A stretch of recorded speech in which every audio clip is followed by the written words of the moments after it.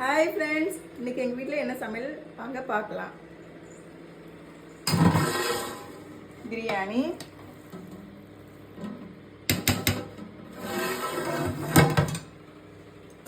முட்டை, தயிர் பச்சடி, கேசரி, வறுத்த மீன்,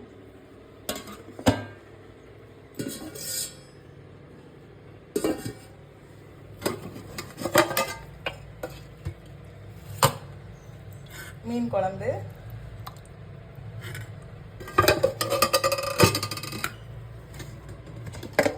சாதம்,